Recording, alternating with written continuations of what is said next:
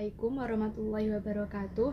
Kami dari kelompok 5 yang beranggotakan Ahlam Umniatur Rahmah, Anindya Astrid Nur Fajriyanti, Ahmad Adit Rapsilo, Nabila Galuh Purwanto, Bayu Aji Nur Anggoro Mukti, Zaima Badiatul Maufiroh, dan Ahmad Renaldi akan mempresentasikan tentang kalimat, paragraf, dan wacana. Untuk teman-teman, waktu dan tempat kami persilakan.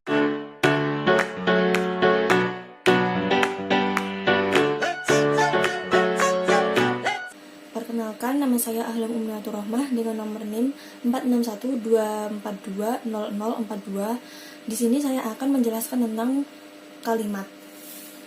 Kalimat adalah bagian ujaran yang mempunyai struktur minimal subjek dan predikat, dan intonasinya menunjukkan bagian ujaran itu sudah lengkap dengan makna.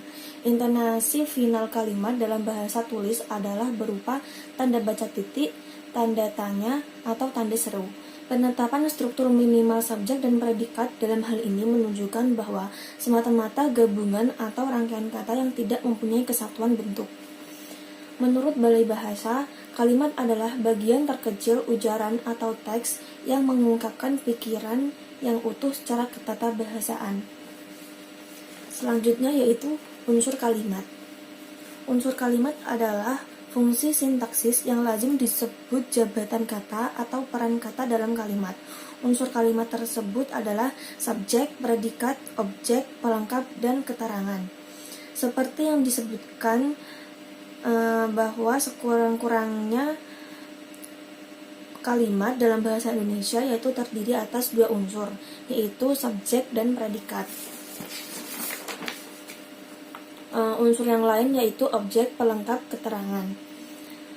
Yang pertama yaitu subjek. Subjek adalah bagian kalimat yang menunjukkan pelaku, tokoh, sosok benda, suatu hal atau suatu masalah yang menjadi pokok pembicaraan.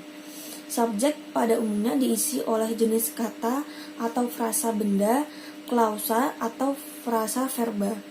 Contohnya adalah ibuku sedang memasak. Berarti subjeknya adalah ibuku. Yang kedua adalah predikat. Predikat adalah bagian kalimat yang memberitahu melakukan tindakan apa dalam keadaan bagaimana subjek tersebut. Selain memberitahu tindakan atau perbuatan subjek, predikat juga dapat menyatakan sifat, situasi, status, ciri, atau jati diri objek. Selain memberitahu tindakan atau perbuatan subjek, predikat juga dapat menyatakan sifat, situasi, status, ciri, atau jati diri subjek. Yang ketiga yaitu objek. Objek adalah bagian kalimat yang melengkapi predikat. Objek pada umumnya diisi oleh nomina, frasa nominal, atau klausa. Yang keempat yaitu pelengkap atau komplement, adalah bagian kalimat yang melengkapi predikat. Letak pelengkap umumnya di belakang predikat yang berupa verba. Yang kelima yaitu keterangan. Keterangan adalah bagian dari kalimat yang menerangkan sebagai hal mengenai bagian kalimat yang lainnya. Selanjutnya yaitu jenis kalimat. Yang pertama yaitu kalimat tunggal. Kalimat tunggal dapat diartikan sebagai kalimat yang terdiri dari satu klausa. Kalimat tunggal ini hanya mengandung satu unsur saja. Kelima unsur yang tadi tidak harus muncul semua secara bersamaan. Akan tetapi unsur minimal sebuah kalimat yaitu subjek dan predikat harus ada. Oleh karena unsur pembentuk kalimat serba tunggal, maka dinamakan kalimat tunggal. Kalimat tunggal ini juga masih dapat dibagi lagi berdasarkan kata atau frasa pengisi predikatnya. Penamaan jenis kalimat ini disesuaikan dengan predikatnya. Berikut adalah contoh kalimat tunggal. Dia mahasiswa baru. Kalimat tersebut merupakan kalimat nominal ditandai dengan frasa nomina mahasiswa baru. Yang kedua, baju bintang film itu sangat indah. Kalimat tersebut merupakan kalimat adjektifal dengan ditandai dengan frasa adjektifal sangat indah. Keterangan tunggal ada yang dapat diperluas atau dilengkapi dengan menambahkan unsur objek, pelengkap, dan keterangan. Selain itu, unsur subjek dan objek dapat pula diperluas lagi dengan memberinya berbagai keterangan. Kalimat tunggal tidak harus kalimat pendek. Yang kedua yaitu kalimat majemuk. Kalimat majemuk dapat dikatakan sebagai perluasan dari kalimat tunggal.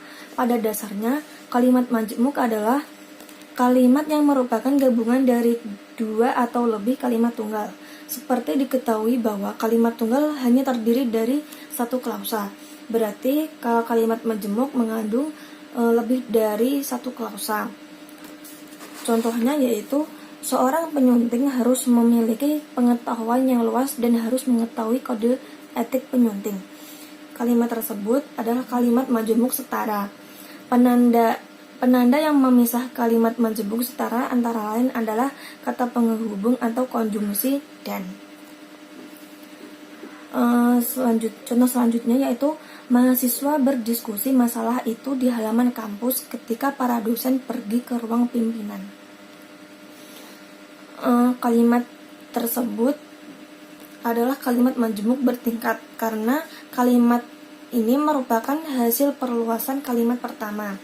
Penanda yang memisahkan kedua klausa dalam kalimat majemuk tak setara atau bertingkat antara lain adalah kata penghubung ketika. Kalimat majemuk setara pada umumnya mempunyai ciri yaitu kalimat tersebut dibentuk dari dua atau lebih kalimat tunggal. Ciri yang lain adalah kedudukan tiap kalimat sejajar atau sederajat.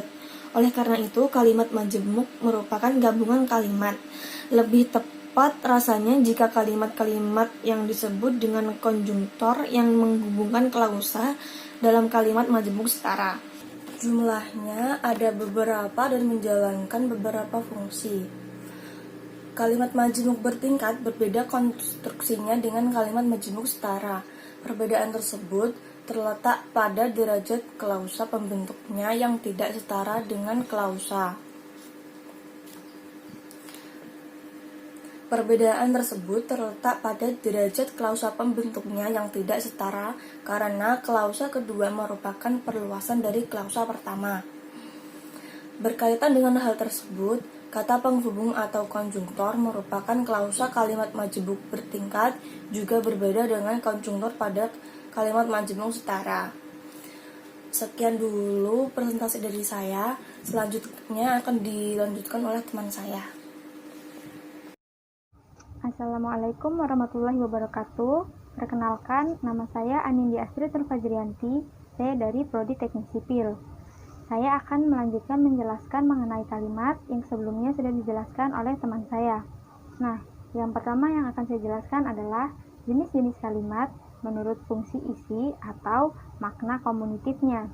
Jadi, menurut makna komunitif atau fungsi isi ini, kalimat terbagi menjadi 4 jenis, yaitu kalimat berita atau deklaratif, kalimat tanya atau interrogatif, kalimat perintah atau imperatif, dan kalimat seru atau eksklamatif. Nah, yang pertama adalah kalimat berita atau deklaratif. Jadi, pada kalimat ini digunakan untuk menyampaikan pemberitaan. Nah, kalimat ini diakhiri dengan tanda titik pada bahasa tulis, sedangkan pada bahasa lisan kalimat ini intonasinya menurun. Yang kedua, kalimat tanya atau interrogatif. Kalimat ini digunakan oleh penutur untuk mendapatkan informasi atau reaksi yang berupa jawaban dari mitra tutur. Kalimat ini diakhiri dengan tanda tanya. Nah, selain diakhiri dengan tanda tanya, kalimat ini juga biasanya banyak ditemukan kata-kata tanya seperti apa, bagaimana, siapa, di mana, kapan, mengapa, dan lain-lain. Nah, yang ketiga adalah kalimat imperatif. Jadi pada kalimat imperatif ini penutur ingin menyuruh, memerintah, atau melarang seseorang untuk melakukan sesuatu. Kalimat ini biasanya diakhiri dengan tanda titik atau dengan tanda seru. Nah, kalimat ini pada bahasa lisan intonasinya juga menurun. Kemudian yang terakhir ada kalimat seru atau kalimat eksklamatif. Nah, pada kalimat seru atau eksklamatif ini digunakan untuk mengungkapkan perasaan seseorang yang berupa emosi yang kuat. Bisa juga termasuk peristiwa yang tiba-tiba dan memerlukan reaksi. Nah, pada kalimat seru ini biasanya diakhiri dengan tanda seru. Contoh dari kalimat ini ialah misalnya, "Hore, aku dapat menyelesaikan soal matematika." Nah, pada kalimat ini si penutur menyatakan bahwa ia dapat menyelesaikan tugas matematika, dan kalimat tersebut merupakan salah satu ungkapan senang dari si penutur. Kemudian yang kedua, jenis kalimat menurut kelengkapan unsur dapat dibedakan menjadi dua, yaitu kalimat lengkap atau mayor dan kalimat tidak lengkap atau minor. Nah, kalimat lengkap ini adalah kalimat yang memiliki struktur lengkap, yaitu minimal memiliki subjek dan predikat.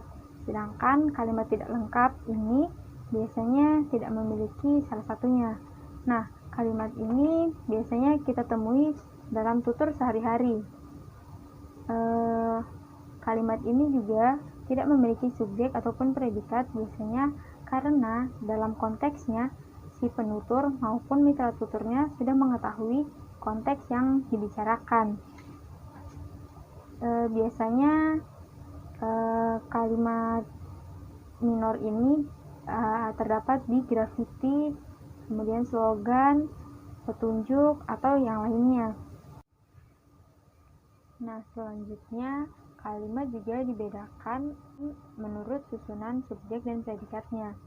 Nah, menurut susunan subjek dan predikatnya, kalimat ini terbagi menjadi dua jenis, yaitu kalimat biasa dan kalimat inversi. Nah, kalimat biasa ini strukturnya yaitu subjek kemudian diikuti oleh predikat. Sedangkan untuk kalimat inversi, unsur predikatnya akan mendahului unsur subjeknya. Hal ini dilakukan biasanya untuk menegaskan atau menekankan pada satu makna kata tertentu. Misalkan pada kalimat misalnya, "Adikku menangis karena terjatuh dari sepeda." Nah, kalimat inversinya akan menjadi, "Menangis adikku karena terjatuh dari sepeda." Nah, pada kalimat inversi ini ditekankan pada kata menangis.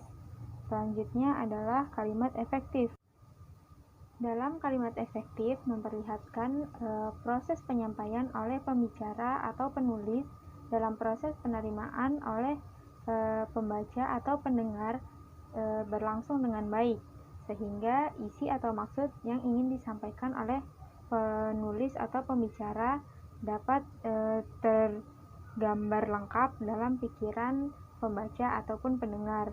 Nah, ciri-ciri dari kalimat efektif ini ada 4, yaitu keutuhan, kesejajaran, pemfokusan, dan penghematan. Penghematan yang dimaksud ini bukan berarti kata-kata yang penting akan dihilangkan, tetapi lebih ke meminimalkan penggunaan kata-katanya. Nah, kemudian saya juga akan menyampaikan rangkuman mengenai kalimat yang sudah dijelaskan oleh teman saya tadi dan yang telah saya jelaskan. Jadi yang pertama, kalimat merupakan bahasa terkecil untuk mengungkapkan pikiran yang utuh, baik dengan cara lisan maupun tulisan. Nah, dalam kalimat ini terdapat tata bahasa dan tata cara pengungkapannya. Kemudian di dalam kalimat terdapat unsur-unsurnya, yaitu subjek, predikat, objek, pelengkap, serta keterangan. Kemudian kalimat terbagi menjadi dua jenis menurut klausanya, yaitu kalimat tunggal dan kalimat majemuk. Kemudian untuk menurut fungsi isi, kalimat terbagi menjadi 4, yaitu kalimat berita, kalimat tanya, kalimat perintah, dan kalimat seru. Sedangkan untuk menurut kelengkapan unsur, kalimat terbagi menjadi 2, yaitu lengkap atau minor dan tidak lengkap atau mayor.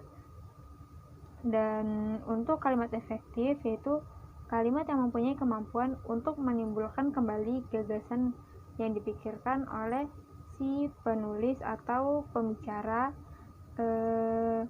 pada pikiran pembaca atau pendengarnya.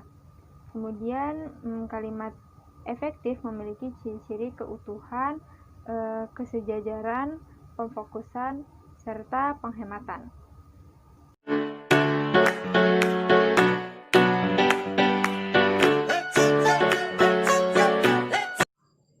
Ya, sebelumnya Assalamualaikum warahmatullahi wabarakatuh. Saya Ahmad Adi Trapsilo dengan NIM 511420027 akan menjelaskan bab yang kedua, yaitu mengenai paragraf. Oke, yang pertama saya akan menjelaskan tentang pengertian dari paragraf. Paragraf adalah seperangkat kalimat yang tersusun secara logis dan sistematis yang merupakan satu kesatuan ekspresi pikiran yang mendukung pikiran pokok yang tersirat dalam keseluruhan karangan. Nah, itu adalah pengertian dari paragraf. Oke, selanjutnya adalah ciri-ciri atau karakteristik dari paragraf. Ciri yang pertama yaitu setiap paragraf mengandung makna, pesan, pikiran, atau ide pokok yang relevan dengan ide pokok keseluruhan karangan. Ciri yang kedua, dalam satu paragraf hanya terdapat satu gagasan utama atau satu pokok pikiran. Kemudian ciri yang ketiga, secara umum paragraf dibangun oleh sejumlah kalimat. Ciri yang keempat, merupakan kesatuan ekspresi pikiran. Kemudian ciri yang kelima, merupakan kesatuan yang koheren atau padu. Kemudian ciri yang keenam, kalimat-kalimat yang tersusun dalam paragraf tersusun secara sistematis dan logis. Nah, itu adalah ciri-ciri dari paragraf. Nah, selanjutnya yang ketiga yaitu tentang struktur paragraf. Struktur paragraf itu terdiri dari 8 macam kemungkinan yang bisa kalian tonton di samping kanan saya. Nah, lebih jelasnya akan saya jelaskan. Kemungkinan yang pertama yaitu terdiri dari topik, kemudian kalimat penjelas, kemudian kalimat penegas, kemudian kalimat frasa atau kalimat transisi. Nah, kemudian kemungkinan yang kedua yaitu terdiri dari topik, kemudian kalimat penjelas, kemudian kalimat penegas, kemudian kalimat frasa atau kalimat transisi. Kemungkinan yang ketiga yaitu terdiri dari topik, kemudian kalimat penjelas. Selanjutnya kemungkinan yang keempat itu terdiri dari kalimat penjelas, kemudian baru topik. Selanjutnya kemungkinan yang kelima terdiri dari kalimat penjelas, kemudian kalimat frasa atau kalimat transisi, kemudian baru topik. Nah, kemungkinan yang keenam yaitu terdiri dari topik, kemudian kalimat frasa atau kata transisi, kemudian kalimat penjelas, baru kalimat penegas. Kemungkinan yang ketujuh yaitu terdiri dari kalimat penjelas, kemudian baru kalimat penegas, kemudian kalimat frasa atau kalimat transisi, kemudian baru topik. Nah, itu adalah struktur dari paragraf. Yang keempat yaitu syarat paragraf yang baik. Adapun syarat paragraf yang baik antara lain: 1. Kohesi atau kesatuan. Setiap paragraf hanya mengandung satu pikiran pokok. Oleh sebab itu, kalimat pengembangnya harus mendukung pikiran-pikiran pokok tersebut dan tidak boleh menyimpang dari pikiran pokok yang ada. Selanjutnya, syarat yang kedua yaitu koherensi atau kepaduan atau bisa disebut dengan keselarasan. Artinya, kepaduan suatu paragraf dapat dibangun dengan memperhatikan dua unsur pokok. Adapun dua unsur pokok tersebut antara lain: 1. Unsur kebahasaan yang menunjukkan pertalian antara kalimat seperti repetisi atau pengulangan, kemudian kata ganti yang berupa deiksis, dan kata transisi yang berupa ungkapan penghubung. Yang kedua, perincian dan urutan isi paragraf. Syarat yang ketiga yaitu kelengkapan. Artinya, dalam paragraf harus memuat kalimat-kalimat pengembang atau kalimat penjelas secara lengkap untuk menunjang pikiran pokoknya. Nah, itu adalah syarat dari pembuatan paragraf yang baik. Nah, selanjutnya yang kelima yaitu macam-macam paragraf berdasarkan tujuan. Nah, macam yang pertama yaitu paragraf pembuka. Artinya, paragraf ini yang mengantarkan suatu karangan atau pokok-pokok pikiran dalam bagian karangan itu. Nah, selanjutnya macam yang kedua yaitu paragraf penghubung atau paragraf pengembang.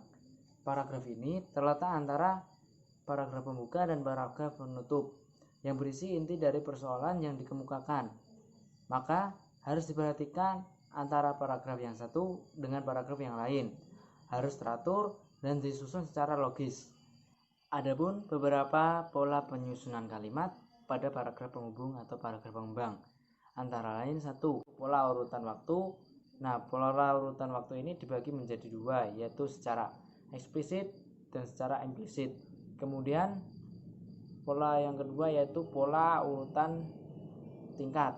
Kemudian yang ketiga pola urutan apresiatif. Kemudian pola yang keempat yaitu pola urutan tempat. Yang kelima yaitu pola urutan klimaks. Yang keenam pola urutan anti klimaks. Yang ketujuh pola urutan khusus umum. Yang ke-8 pola urutan sebab akibat. Yang ke-9 pola urutan tanya jawab. Selanjutnya macam yang ketiga adalah paragraf penutup. Paragraf penutup artinya paragraf yang mengakhiri sebuah karangan.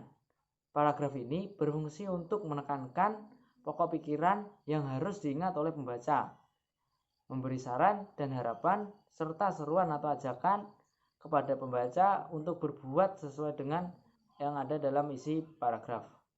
Nah, itu adalah 3 macam-macam paragraf berdasarkan tujuan. Yang keenam yaitu langkah-langkah atau tahapan dalam penyusunan paragraf yang baik. Langkah yang pertama yaitu menentukan topik. Kemudian langkah yang kedua yaitu mengumpulkan bahan karangan. Langkah yang ketiga yaitu membuat kerangka karangan. Langkah yang keempat yaitu penuangan ide atau gagasan berdasarkan kerangka karangan dalam paragraf yang sederhana. Kemudian langkah yang kelima yaitu membaca kembali paragraf yang sudah dibuat secara menyeluruh. Langkah yang keenam yaitu menandai ejaan, kemudian tanda baca, kemudian kata atau diksi, kemudian kalimat atau yang lainnya yang salah. Langkah yang ketujuh yaitu melakukan revisi atau perbaikan berdasarkan kesalahan yang telah ditandai. Ya, cukup itu pembahasan dari saya dan selanjutnya akan dilanjutkan oleh teman saya. Wabillahi taufiq wal hidayah, waridwalinayah. Wassalamualaikum warahmatullahi wabarakatuh. Assalamualaikum warahmatullahi wabarakatuh. Nama saya Nabila Galuh Purwanto dari program studi Teknik Sipil.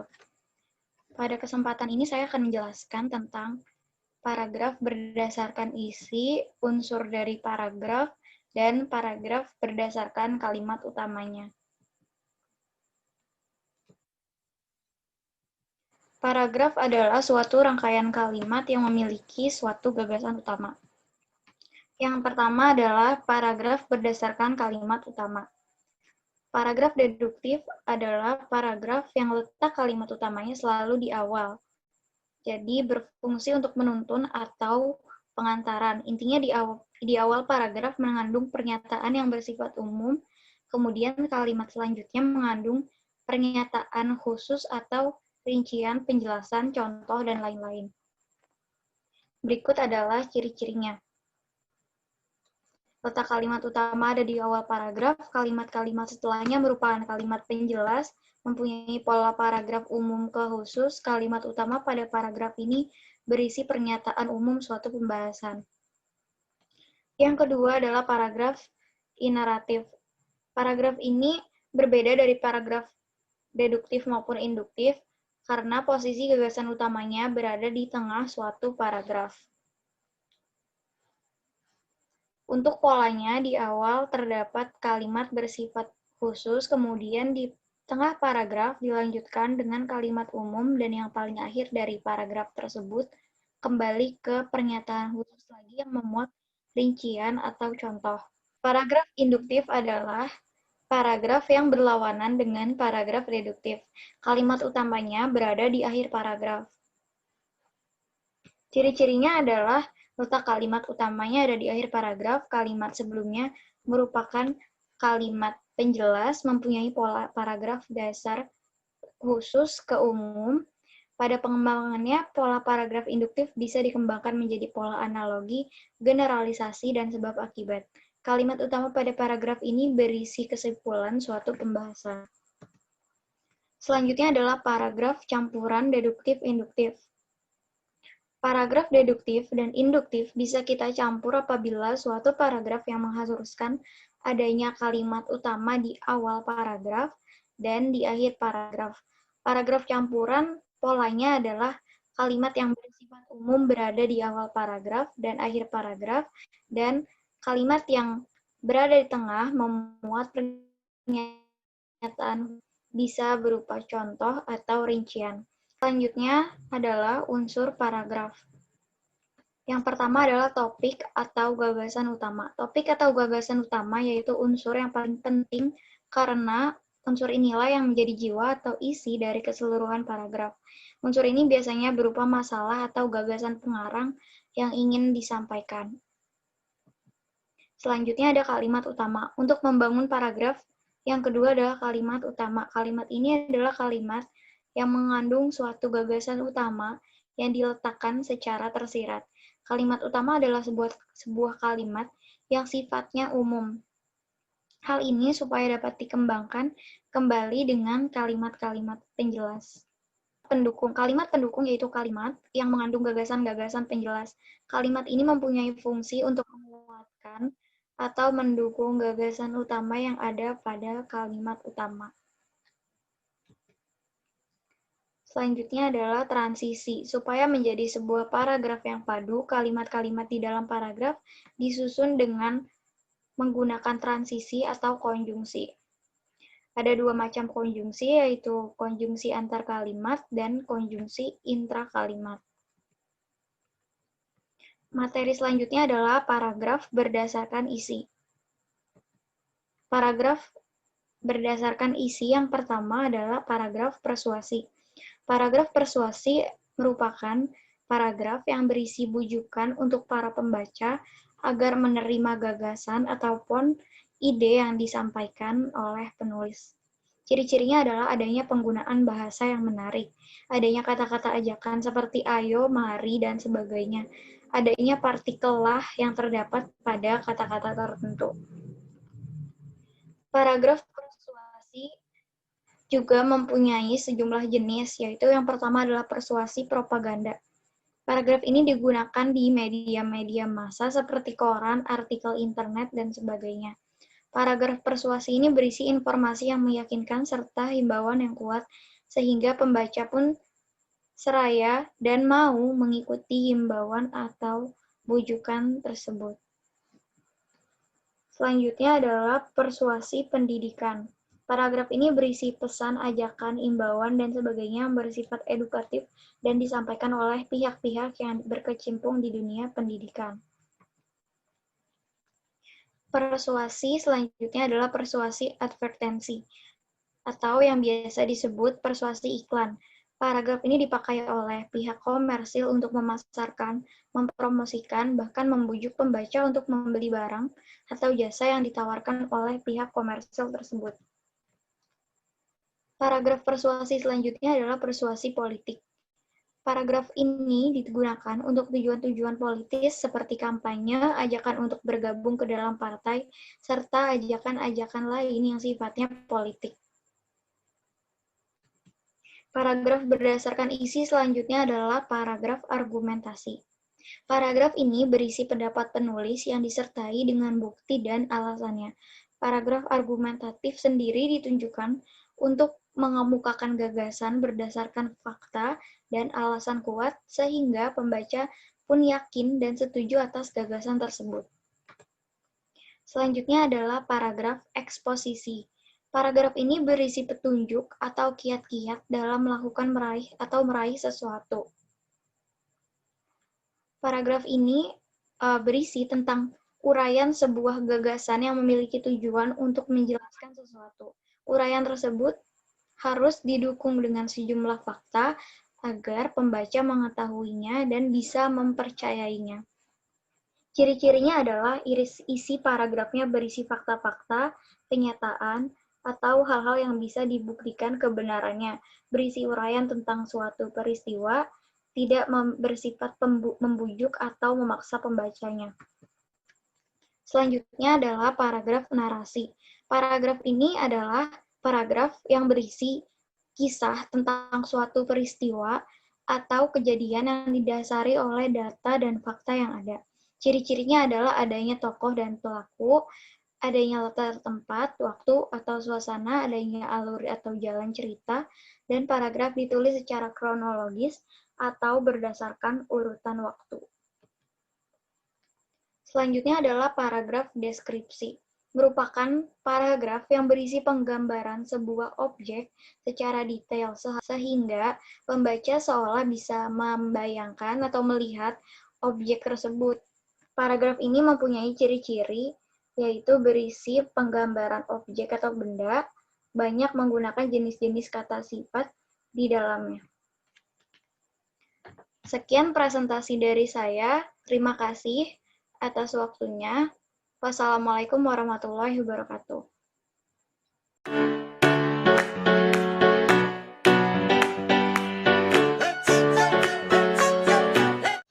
Baik, terima kasih atas kesempatannya. Di sini saya akan menjelaskan sedikit tentang dua jenis wacana. Yang satu berdasarkan penyimpanan, yang kedua berdasarkan bentuk atau tujuannya. Yang pertama, berdasarkan penyimpanan. Wacana berdasarkan media penyimpanan dibagi menjadi dua, yaitu wacana lisan dan wacana tulisan. Wacana lisan, menurut Henry Tarigan, wacana lisan adalah wacana yang disampaikan secara lisan melalui media lisan. Sedangkan menurut Mulyana, wacana lisan adalah jenis wacana yang disampaikan secara langsung atau verbal. Jenis wacana ini sering disebut sebagai tuturan atau ujaran. Pada dasarnya bahasa lahir melalui mulut atau lisan. Oleh karena itu, wacana yang paling utama adalah wacana lisan. Karena jauh sebelum orang mengenal huruf, bahasa telah digunakan oleh manusia. Bahasa lisan menjadi bahasa yang utama, karena lebih dahulu digunakan dan dikenal manusia daripada bahasa tulis. Wacana lisan memiliki ciri-ciri sebagai berikut. 1. Wacana lisan memerlukan daya simak yang tinggi agar interaksi tidak terputus. 2. Wacana lisan sulit diulang, dalam arti mengulang hal yang sama dengan ujaran pertama. 3. Wacana lisan dapat dilengkapi dengan gerakan anggota tubuh untuk memperjelas makna yang dimaksud. 4. Wacana lisan biasanya lebih pendek daripada wacana tulis. Yang kelima, wacana lisan juga melibatkan unsur kebiasaan atau pengetahuan yang telah diketahui bersama. Lalu jenis yang kedua adalah wacana tulisan. Menurut Henry Guntur Tarigan, wacana tulis adalah wacana yang disampaikan secara tertulis, melalui media tulis. Sedangkan menurut Mulyana, wacana tulis adalah jenis wacana yang disampaikan melalui tulisan. Berbagai bentuk wacana sebenarnya dapat dipresentasikan atau direalisasikan melalui tulisan. Sampai saat ini, tulisan masih merupakan media yang sangat efektif dan efisien untuk menyampaikan berbagai gagasan, wawasan, ilmu pengetahuan, atau apapun yang dapat mewakili kreativitas manusia. Wacana dapat direalisasikan dalam bentuk kata, kalimat, paragraf, atau karangan yang utuh seperti buku, novel, ensiklopedia, dan lain-lain, yang membawa amanat yang lengkap dan cukup jelas berorientasi pada jenis wacana tulis. Wacana tulis mulai dikenal setelah huruf ditemukan. Huruf dibuat untuk mengganti peran bunyi bahasa sehingga biasanya orang mengatakan bahwa huruf adalah lambang bunyi. Huruf-huruf itu dipelajari manusia dan kemudian digunakan untuk menyampaikan informasi kepada orang lain yang tinggal berjauhan. Wacana tulis memiliki ciri-ciri sebagai berikut. Wacana tulis biasanya panjang dan menggunakan bentuk bahasa yang baku. 2. Wacana tulis dapat dilihat kembali tanpa perbedaan unit-unit kebahasaannya. 3. Wacana tulis biasanya mempunyai unsur kebahasaan yang lengkap. Lalu dilanjutkan jenis wacana berdasarkan bentuk atau tujuannya. Wacana berdasarkan bentuk atau tujuannya dibagi lagi menjadi 7. 1. Wacana naratif. Bentuk wacana naratif banyak dipergunakan untuk menceritakan suatu kisah dengan uraian cenderung ringkas. Bagian-bagian yang dianggap penting sering diberi tekanan atau diulang. Bentuk wacana naratif umumnya dimulai dengan alinea pembuka, isi, dan diakhiri oleh alinea penutup. Yang kedua, wacana prosedural. Wacana prosedural digunakan untuk memberikan petunjuk atau keterangan bagaimana sesuatu harus dilaksanakan. Oleh karena itu, kalimat-kalimatnya berisi persyaratan atau aturan agar tujuan kegiatan tertentu berhasil dengan baik. Ketiga, wacana ekspositori. Wacana ekspositori merupakan wacana yang bersifat menjelaskan sesuatu secara informatif. Bahasa yang digunakan cenderung denotatif dan rasional. Yang keempat, wacana hortatori. Bentuk wacana hortatori digunakan untuk mempengaruhi pendengar atau pembaca agar tertarik terhadap pendapat yang dikemukakan. Sifatnya persuasif. Tujuannya ialah mencari pengikut atau penganut agar bersedia melakukan atau paling tidak menyetujui. Yang kelima, wacana dramatik. Wacana dramatik adalah bentuk wacana yang berisi percakapan atau penutur, antar penutur, sedapat mungkin menghindari atau meminimalkan sifat narasi di dalamnya. Yang keenam, wacana epistoleri. Wacana ini dipergunakan dalam kegiatan surat menyurat pada umumnya. Pada umumnya memiliki bentuk dan sistem tertentu yang sudah menjadi kebiasaan atau aturan. Yang ketujuh atau yang terakhir, wacana seremonial. Bentuk wacana ini digunakan dalam kesempatan seremonial atau upacara, karena erat kaitannya dengan konteks situasi dan kondisi yang terjadi dalam seremoni. Maka wacana ini tidak digunakan di sembarang waktu. Lalu jenis-jenis wacana yang selanjutnya akan dijelaskan oleh dua teman saya, yaitu Zaima dan Renaldi. Terima kasih atas perhatiannya. Saya Zaima. Di sini saya akan menerangkan tentang wacana. Wacana banyak sekali macamnya. Pertama, ada wacana berdasarkan media penyampaian, berdasarkan bentuk, jumlah penutur, sifat, isi, gaya, dan tujuan. Di sini saya akan menjelaskan jenis-jenis wacana berdasarkan jumlah penutur dan sifat. Berdasarkan jumlah penutur, wacana dibagi menjadi dua. Pertama, wacana monolog, dan kedua, wacana dialog. Wacana monolog adalah jenis wacana yang dituturkan oleh satu orang. Umumnya, wacana monolog tidak menghendaki dan tidak menyediakan alokasi waktu terhadap respon pendengar atau pembacanya. Penuturannya bersifat satu arah, yaitu dari pihak penutur. Contoh wacana monolog adalah pidato, sambutan, MC yang diadakan di acara-acara tertentu. Yang kedua, wacana dialog. Apa itu wacana dialog? Karena dialog adalah percakapan, yaitu minimal dua orang. Berarti wacana dialog adalah jenis wacana yang dituturkan oleh dua orang atau lebih. Jenis wacana ini bisa berbentuk tulisan maupun lisan. Dalam kajian wacana, istilah penutur atau orang yang pertama terkadang disebut pula sebagai penyapa, pembicara, penulis. Sedangkan penutur atau orang kedua sering disamakan dengan sebutan pesapa, mitra bicara, pendengar, pembaca. Contoh wacana dialog misalnya, ada dua orang yang sedang berbicara tentang sekolah atau kepentingan tertentu. Jenis wacana berdasarkan sifat. Berdasarkan sifat, wacana terbagi menjadi dua. A. Wacana fiksi dan B. Wacana non-fiksi. A. Wacana fiksi. Wacana fiksi juga terbentuk menjadi tiga. Yang pertama wacana prosa, kedua wacana puisi, dan ketiga wacana drama. Apa itu wacana non-fiksi? Wacana non-fiksi, wacana fiksi. Apa itu wacana fiksi? Wacana fiksi adalah bentuk dan isi wacana berorientasi pada imajinasi. Biasanya tampilan bahasanya mengandung keindahan atau estetika. Mungkin sekali wacana fiksi bersifat kenyataan, namun bahasanya lebih indah. Satu, wacana prosa. Wacana yang disampaikan atau ditulis dalam bentuk prosa, bisa disajikan berupa tulisan maupun lisan. Contoh misalnya novel, cerita pendek, artikel, makalah, buku, laporan penelitian, dan beberapa bentuk kertas kerja dapat digolongkan sebagai wacana prosa. Contoh wacana prosa: aku berdiri di sudut jalanan, sambil berjalan pelan-pelan, disertai hujan rintik-rintik, melihat dua panggilan tidak terjawab, dan sebagian anak manusia yang selalu bertanya-tanya, hanya untuk meluangkan perasaan atas ketidaksetujuannya, namun tidak menggali lebih dalam dengan hukum sebab akibat. Jatuh cinta dari dulu memang tidak mengenakan, dan sebentar sudah 12 panggilan tidak terjawab. 2. Wacana puisi. Dituturkan dalam bentuk puisi, bisa berbentuk tulis atau lisan. Bahasa dan isinya berorientasi pada keindahan. Puisi, lagu, tembang, balada merupakan contoh wacana puisi. Perhatikan keindahan pada sebaris puisi karya Anggun C. Sasmi berikut ini, yaitu kata-kata yang kutunggu masih kucari. Bahasa dari sebaris puisi itu terasa indah dan maknanya pun terasa amat dalam. Apa makna yang kutunggu masih kucari itu? Maknanya adalah sesuatu yang ditunggu itu masih amat jauh, sebab sesuatu yang ditunggu itu masih dicari. 3. Wacana drama. Wacana drama adalah wacana yang disampaikan dalam bentuk drama. Biasanya drama berbentuk percakapan atau dialog. Oleh karena itu, dalam wacana harus ada pembicara yang diajak bicara, dan minimal harus ada 2 orang. B. Wacana non-fiksi. Wacana non-fiksi adalah suatu wacana dari hasil olah pikir manusia yang melibatkan data dan informasi nyata dan kadang menggunakan kaidah-kaidah penulisan yang baku. Contoh wacana non-fiksi yaitu opini, esai, artikel, laporan penelitian, koran, majalah. Contoh wacana non-fiksi singkat misalnya, Bapak Zainab adalah seorang pedagang tekstil sukses yang memiliki 50 ruko di Tanah Abang, Jakarta. Pembagian wacana sifat menurut Brown dan Yule dikategorikan menjadi dua, yaitu 1. Wacana interaksi dan 2. Wacana transaksi. 1. Wacana interaksi adalah wacana yang mementingkan sifat hubungan timbal balik. Wacana ini menekankan fungsi dalam menciptakan hubungan sosial dan personal pada pendengarnya ataupun pembaca.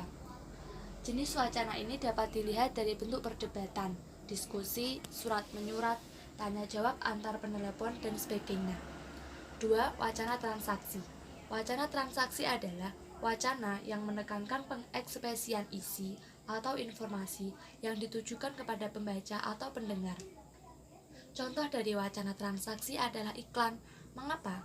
Karena iklan lebih mengekspresikan pesan yang ditujukan kepada calon konsumen atau pelamar kerja. Di samping berdasarkan sifat, pemahaman mengenai wacana juga dilihat dari sudut pandang tujuannya. Berdasarkan tujuannya, Giovanni membagi wacana menjadi 4. Apa itu? Pertama, wacana ekspresif. Wacana ekspresif yaitu wacana yang bertujuan sebagai pengekspresian pembuat wacana itu sendiri. Wacana model ini lebih menekankan hal yang ingin diungkapkan penulis tanpa menghiraukan pembaca atau pendengar.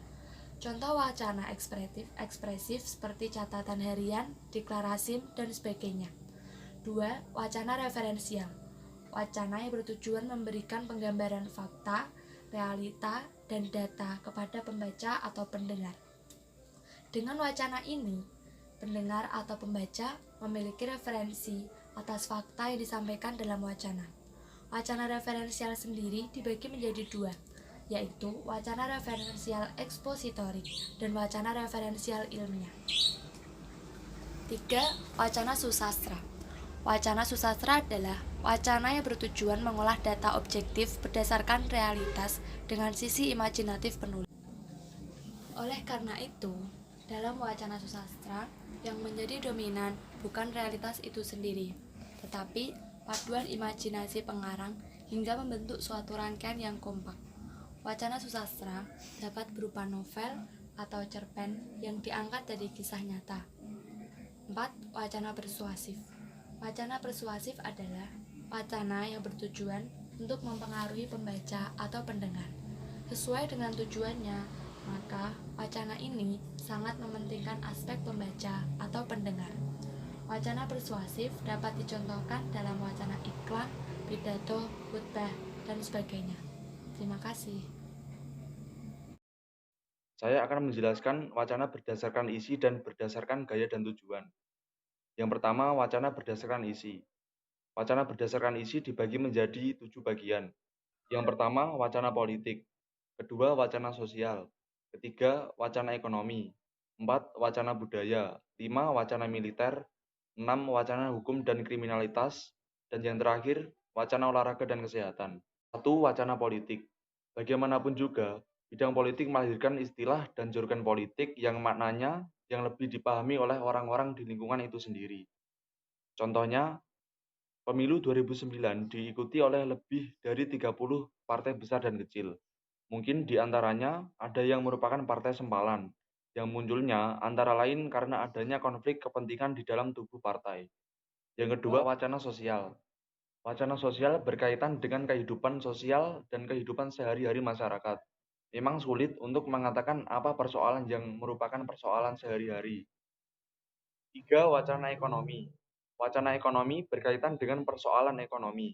Dalam wacana ekonomi, ada beberapa register yang hanya dikenal di dunia bisnis dan ekonomi. Ungkapan-ungkapan seperti persaingan pasar, biaya produksi tinggi, langkanya sembako, konsumen dirugikan, inflasi, dan devaluasi.